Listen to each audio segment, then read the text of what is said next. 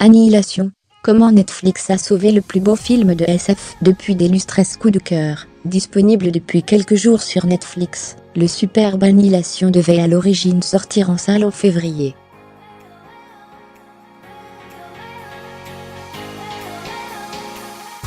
Mais la frilosité d'un grand studio américain a contraint le réalisateur Alex Garland et ses producteurs à se tourner vers la plateforme controversée.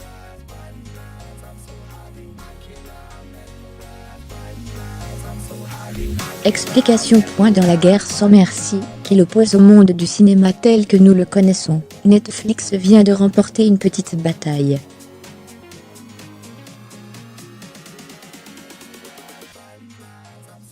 En décembre dernier, le producteur américain Scott Rudin tournait le dos à la dernière minute à la Paramount qui devait sortir en février Annihilation, le nouveau film du réalisateur Alex Garland, avec Nathalie Portman et Oscar Isaac en vedette.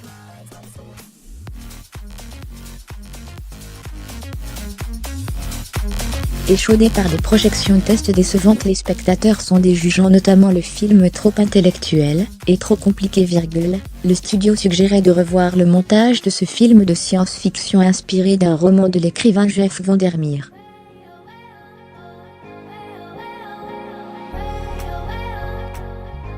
Soutenant la vision du cinéaste, révélée en 2014, avec l'excellente Ex Machina, Scott Rudin a trouvé un accord de dernière minute avec Netflix pour une distribution mondiale.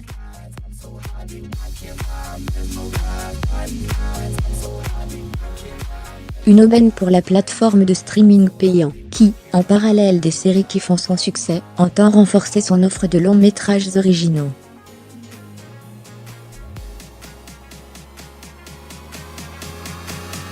On se rappelle de Okja et The Meyeroweit Story, dont la présence à Cannes avait fait polémique l'an dernier.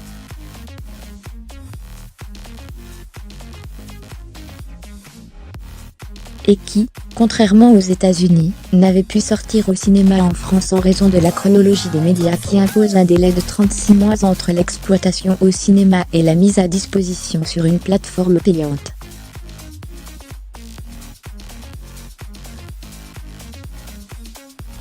Netflix, ce séduisant refuge. Depuis le printemps dernier, Netflix a encore fait sensation en proposant en septembre d'abord « Ils ont tué mon père », le film d'Angelina Jolie tourné au Cambodge.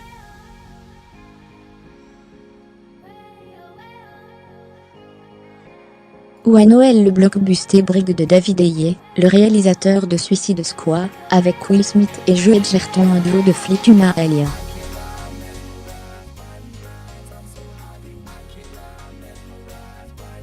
Si le premier a plutôt séduit les critiques, le second beaucoup moins, ce qui ne l'a pas empêché de faire un carton auprès des abonnés de la plateforme qui a commandé une suite.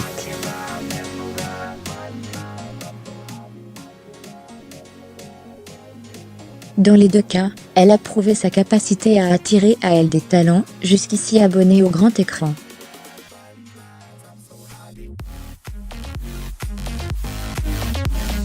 Et ça ne fait que commencer, puisqu'elle proposera bientôt The Irishman, le nouveau film de Martin Scorsese, avec Robert De Niro et Al Pacino.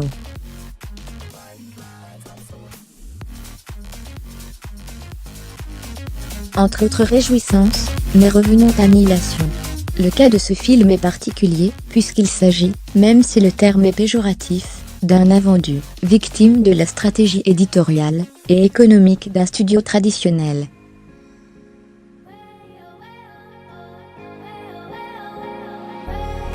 Échaudé par l'échec à la rentrée de Moté, le film de genre exigeant de Darren Aronofsky avec Jennifer Lawrence, le nouveau patron de la Paramount Jim Gianopulo, nommé au printemps dernier, ne souhaitait visiblement pas prendre de risques avec celui d'Alex Garland.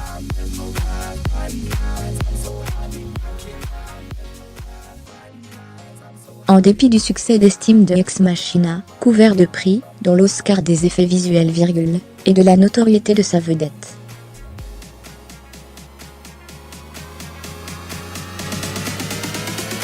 Voir aussi vidéo de Jennifer Lawrence. Darren Aronofsky a tourné Moté, parce que l'histoire brûlait en lui. Nathalie Portman, c'est elle dont il s'agit, incarne Luna, une biologiste dont le mari soldat, Cannes, Oscar Isaac, réapparaît au bout d'un an après avoir été envoyé dans une zone coupée du monde par un impressionnant champ magnétique, qui se propage depuis les côtes américaines.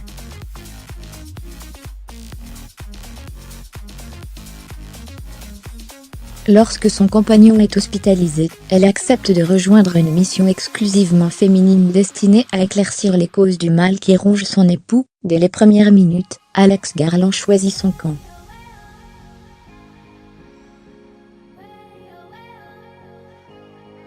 Celui de la SF qui prend son temps, à la manière de son premier film, ou des récents Premiers Contacts et Blade Runner 2049, réalisé par Denis Villeneuve.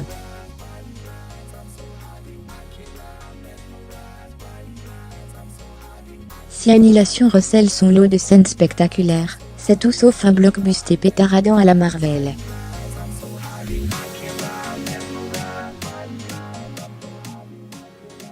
Ancien écrivain lui-même, le cinéaste construit patiemment son intrigue à coups d'allers et retours, avant la disparition de Khan, mais aussi après la mission de Lena, dont on apprend tout de suite qu'elle sera la seule survivante.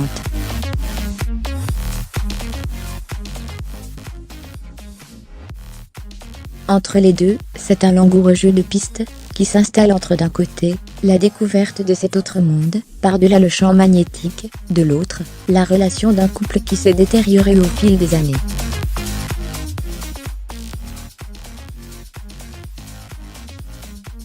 Entre un univers fantasmagorique, où la nature semble avoir totalement perdu les pédales, ou repris ses droits, et l'alchimie entre un homme et une femme qui n'ont plus que les apparences en commun.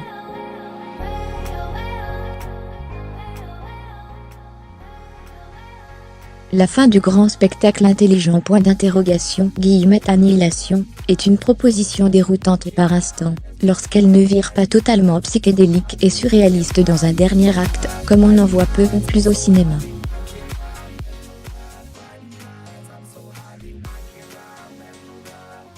Plus jamais, c'est bien toute la question que pose sa sortie sur Netflix. De la photographie sublime de Rob Hardy à la baie.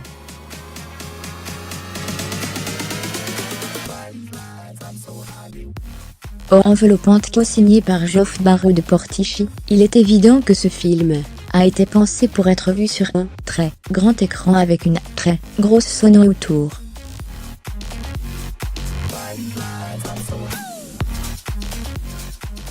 Ce que n'a pas manqué de reconnaître Alex Garland ces dernières semaines, clairement déçu de la décision de la Paramount, tandis que ses collègues Rian Johnson, Star Wars 8, et Edgar Wright, Baby Driver, encourageaient surtout les spectateurs à le découvrir en salle aux États-Unis.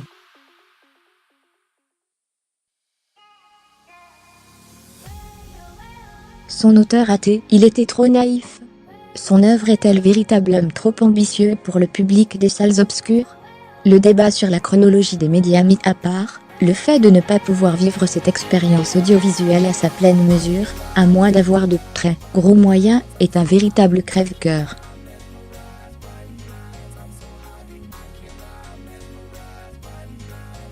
Et interroge sur l'avenir de la fiction, dès lors qu'elle entend conjuguer le grand spectacle et des interrogations plus subtiles que le sempiternel combat entre le bien et le mal, entre les gentils et les méchants, etc.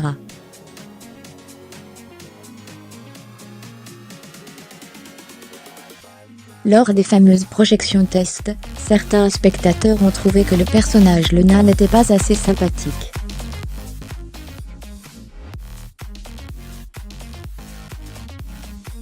Nous, elle n'a pas fini de nous hanter. Plus grand que Annihilation, de Alex Garland. Avec Nathalie Portman, Oscar Isaac, Jennifer Jason Leigh.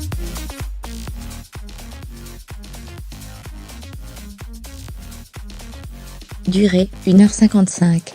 Sur Netflix depuis le 12 mars. Jérôme Vermeulen mis à jour, créé.